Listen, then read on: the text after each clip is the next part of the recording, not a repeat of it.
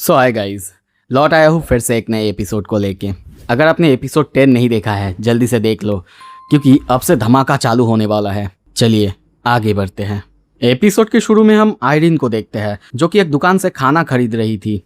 तभी वो अचानक पूछती है, क्या कुछ हुआ है क्या? वो शेप कहता है, क्या क्या होगा? पर तभी अचानक वो उसके सामने से निकल जाती है। हम उन्हें टर्की में देखते हैं, सेंट्रल टर्की।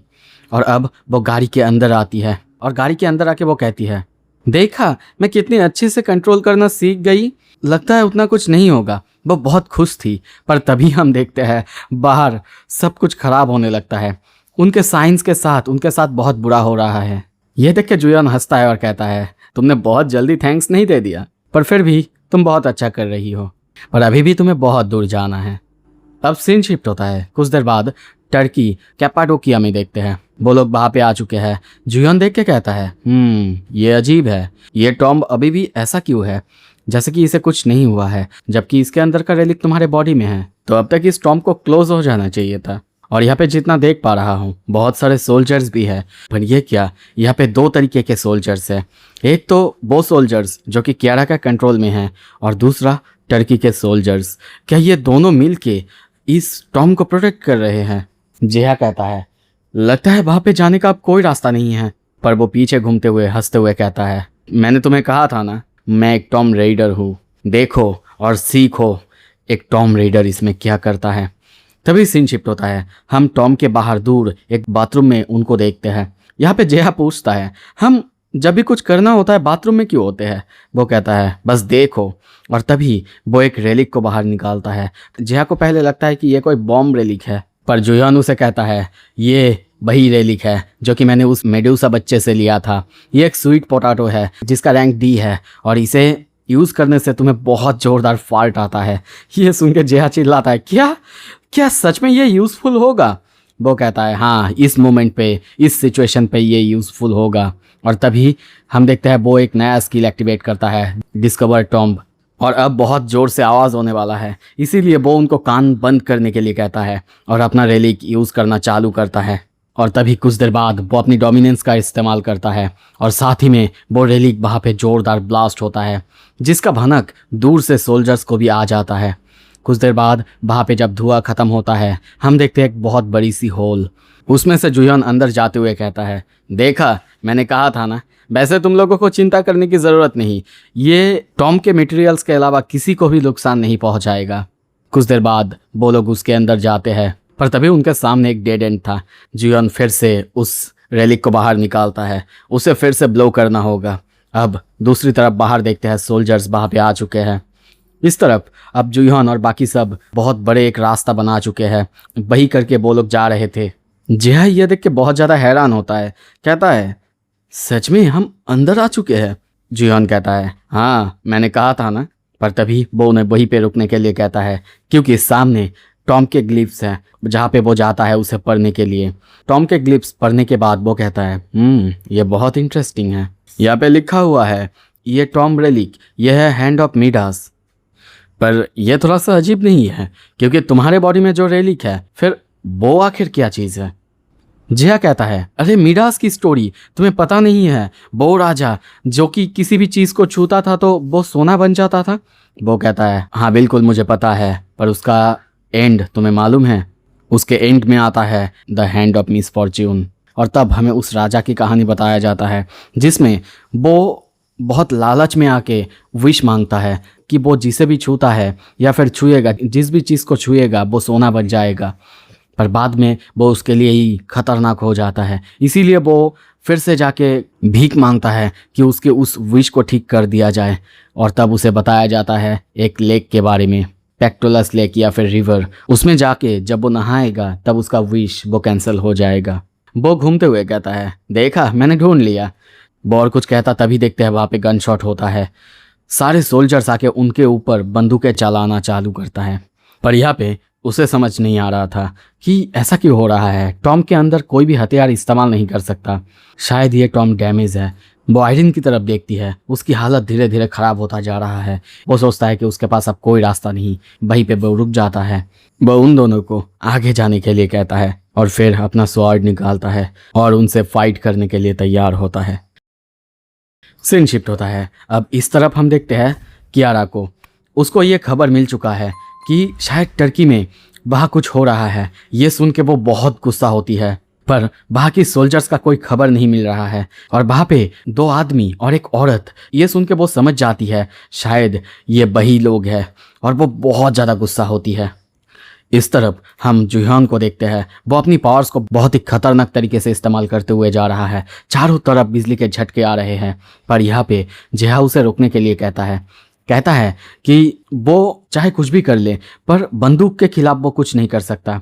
पर तभी यहाँ पे हम देखते हैं जुहियन वो भागने लगता है। भागते भागते एक रूम के अंदर आता है, जहाँ पे वो टारगेट करता है कि वो अपनी तलवार की पावर्स की मदद से बहुत तेज़ी से एक ट्रैप को पार कर लेगा, और जब वो लोग अंदर आएंगे वो उनको फंसा लेगा। और बिल्कुल ऐसा ही होता है। वो लोग अंदर आते ही एक ट्रैप में वो लोग पैर रखते हैं, और वो ट्रैप चालू होता है, और बहुत तेज़ रोशनी होता है जिससे वो लोग देख नहीं पाते। और अचानक उनके सामने जुहियन आता है और उनको वहीं पे पूरी तरीके से ख़त्म कर देता है। कुछ देर बाद जब वो बाहर आता है, उसको देख के दोनों खुश होते हैं। जेहा पूछता है उनके साथ क्या हुआ है। वो गुस्से में कहता है मैंने उनका ध्यान रख लिया है।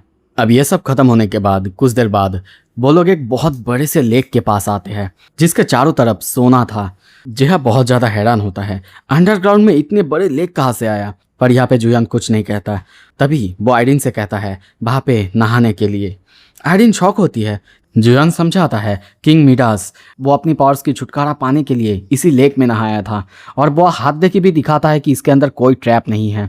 और कुछ देर बाद हम आइरिन को देखते हैं, वो नहाने उतरती है, और जुहियन उसे देख रहा था, जो देख के जेहा पूछता है क्या ऐसे देखना ज़रूरी है। जुहियन कहता है हाँ, अगर कुछ हो गया तो। पर जेहा बार बार मना करता है, पर जुहियन कहता है नहीं, कुछ भी हो सकता है, मैंने देखा वहाँ पे कुछ था नहीं, पर फिर भी अगर कुछ होगा तो। इस तरफ हम आइरिन को देखते हैं, वो पानी के अंदर है, पर तभी कुछ होता है। बाहर से आवाज़ आता है वेलकम माय सोलमेट।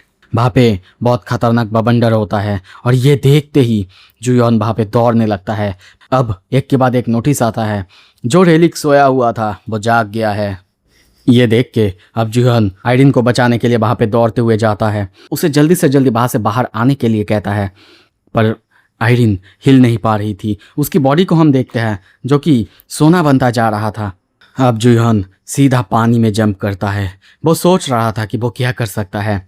इसके अंदर और एक रेलिक है, पर ऐसा नहीं होना चाहिए था। और एक रेलिक कैसे यहाँ पे आ सकता है। तभी वो ये सब सोचते हुए आइरिन के पास पहुंच जाती है। आइरिन की बॉडी लगभग पूरी तरह से सोना बन चुका था, वो हिल नहीं पा रहा था। आइरिन यहाँ पे जुहियन को निकल जाने के लिए कहती है, क्योंकि उसके वजह से जुहियन भी सोना बनता जा रहा था।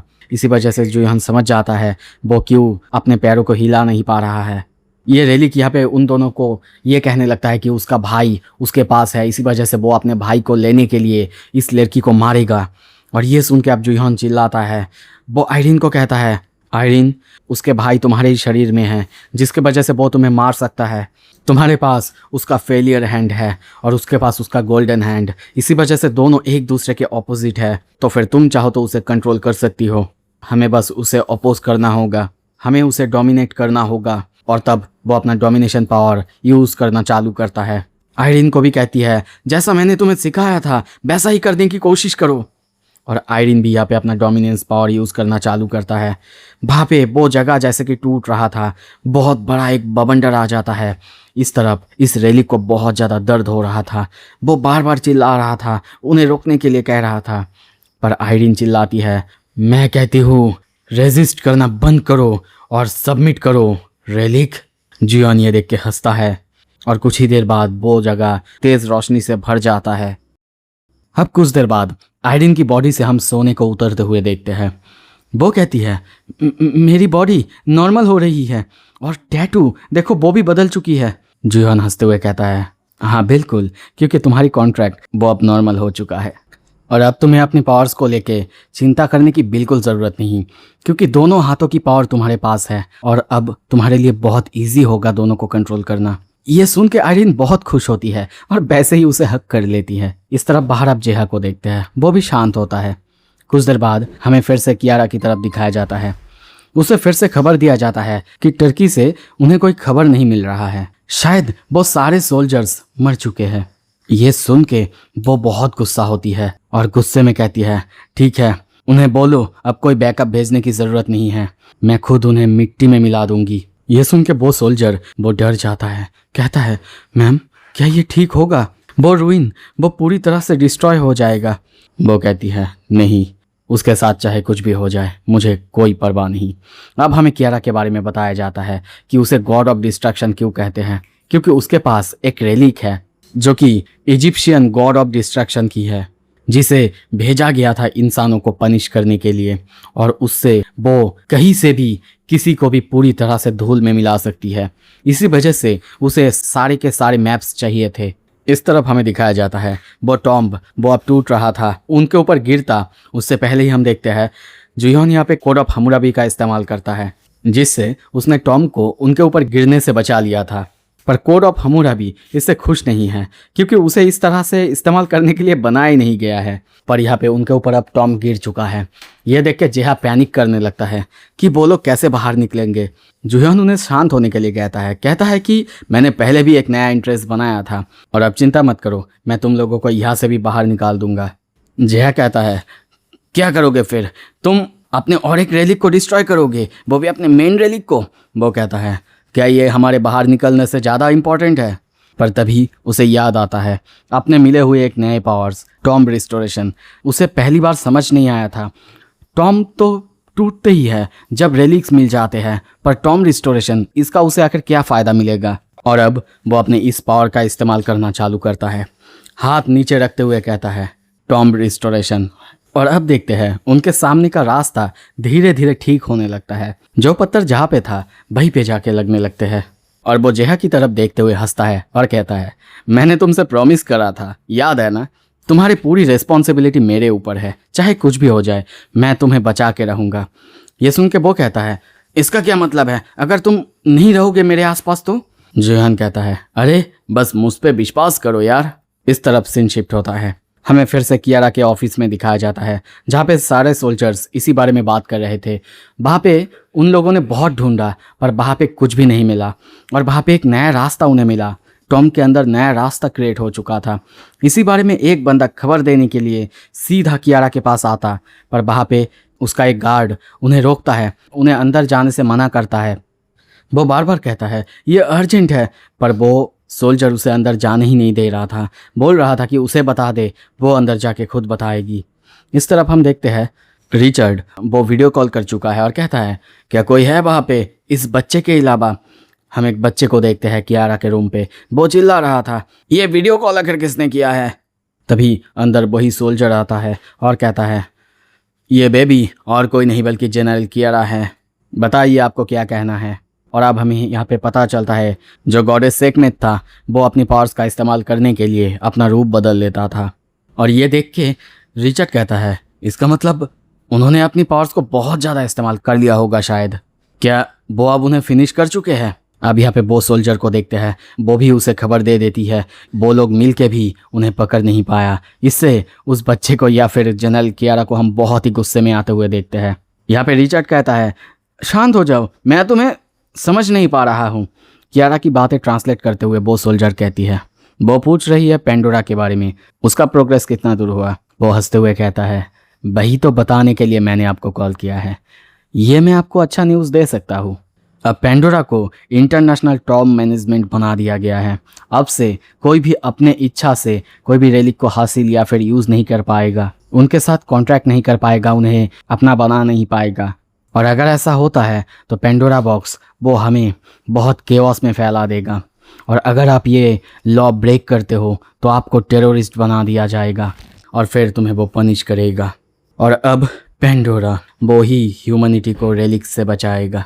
सो अब इसी के साथ ये एपिसोड ख़त्म होता है। अगला एपिसोड जल्दी आएगा, उसके लिए आपको सब्सक्राइब करना होगा और एक हाइक ज़रूर करना। Thank you so much, stay tuned.